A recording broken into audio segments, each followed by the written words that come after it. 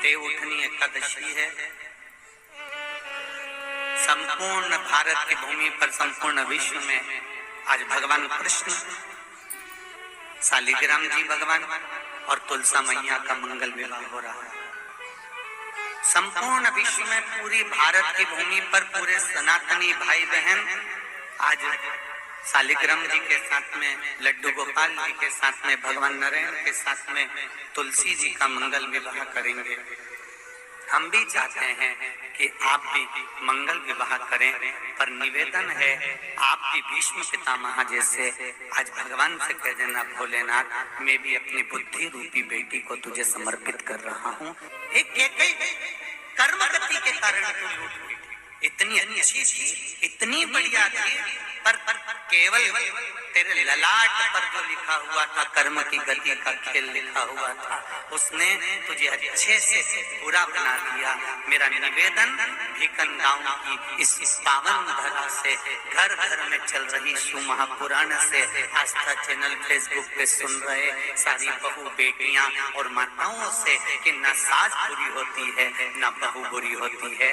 सास नहीं चाहती कि मैं कोई अपशब्द बोलूं, वही बहू भी नहीं चाहती कि कोई अपशब्द बोलूं, पर ललाट पर जब कर्म गति उल्टी पड़ती है तो अपने आप जिह्वा से अपशब्द निकल ही देती है। यह कर्म गति। अब ऐसे समय पर क्या करोगे आप?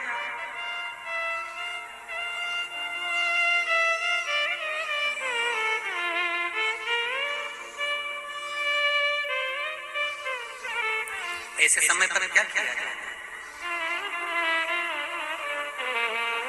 कार्तिक महीने में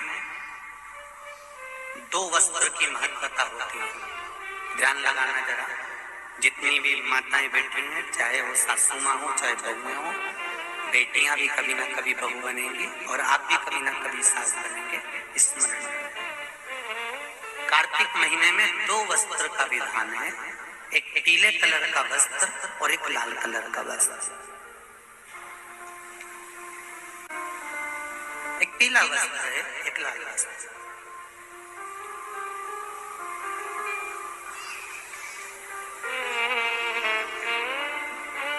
आज देवउठनी एकादशी है। ऐसी कोई माता नहीं होगी जो अपने घर में तुलसी जी का पूजन नहीं करे।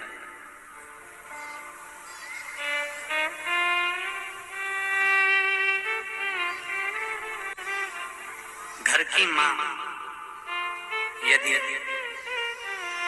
आज देवउठनी एकादशी के दिन लाल वस्त्र, बैकुंठ, वैसे तो पचवीगन का महत्व बताया गया है स्कंद पुराण में, जो 5 दिन पीछे के होते हैं। आंवला नवमी से जो क्रम पचवीगन का चालू होता है, पूर्णिमा तक, बैकुंठ चतुर्दशी के क्रम तक, उसका जो महत्व, इन 5 दिनों की महत्वता वैसे स्कंद पुराण में कही गई है, पर आप समझें उसको।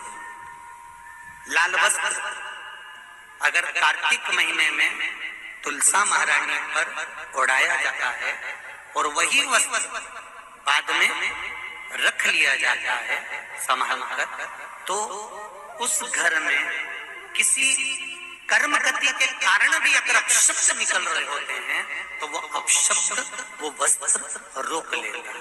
वो वस्त्र रोक, कौन सा वस्त्र? लाल वस्त्र, पीला वस्त्र। इन 5 दिन में अगर तुलसा महारानी को चढ़ाया जाता है और उसको रखा जाता है, तो जिस नारी के गर्भ से संतान नहीं भी हो रही होती है, उसके कक्ष में अगर वो वस्त्र कुछ दिन तक रखा रहता है तो ये निश्चित आती है कि गर्भ ठहरता जरूर है। ये पीले वस्त्र की और लाल वस्त्र की महत्वता कार्तिक महीने में।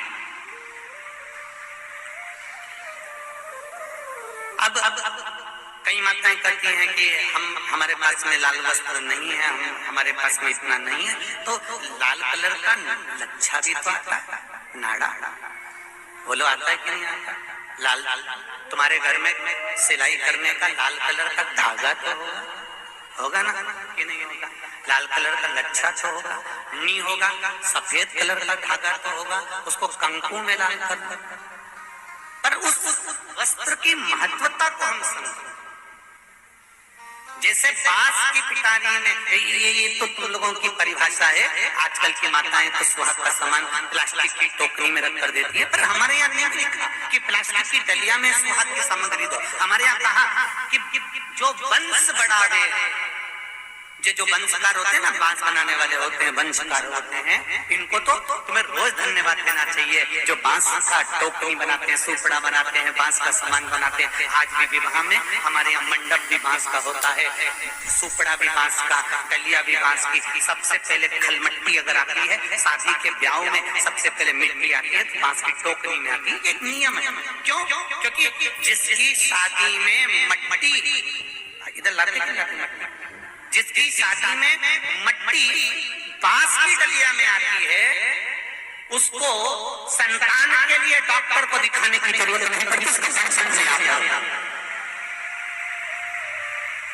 जिसकी शादी की शुरुआत प्लास्टिक की डलिया से होती है, फिर उसको टेस्ट भी करवाना ही पड़ता है।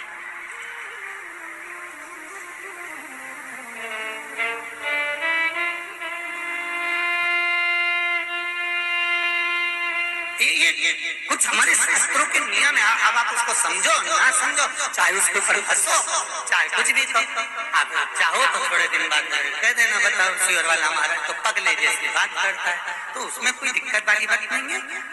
पगले का अवार्ड हमको ही मिलने वाला है, उसमें कोई दिक्कत वाली बात नहीं। पर उसको समझो कि हमारे सनातन धर्म में ये वंशकार, बांस का सामान बनाने वाले, बांस की डलिया बनाने वाले, बांस का सुपड़ा बनाने वाले, सबसे पहले ये वंशकार हुए, फिर खवास नाई ये हुए, फिर चर्मकार हुए, जूता चप्पल बनाने वाले, फिर अन्य जितने हमारे यहाँ, इनको लोग कहते हैं कि इनको हमारे यहाँ से हटा दिया, ऊंची जाति वालों ने इनको पीछे हटा दिया। कोई इनको पीछे हटाने वाला नहीं है। केवल तुम्हारी बुद्धि से लोग तुमको प्रश्न कर रहे हैं कि हमको नीचा दिखा रहे हैं, हमको ऊंचा दिखा रहा है। किसी जात में, किसी समाज में ये नहीं कहा गया कि इनको नीचा दिखाना। प्रत्येक समाज में, चाहे ब्राह्मण के घर की शादी हो, चाहे क्षत्रिय के घर की शादी हो, चाहे वैश्य के घर की शादी हो, सबसे पहले वंशकार की डलिया आती है, वंशकार आता है। सबसे पहले हमारे यहाँ अगर पादुका बनाई जाती है तो सबसे पहले चर्मकार आता है, सबसे पहले हमारे यहाँ खवास आता है।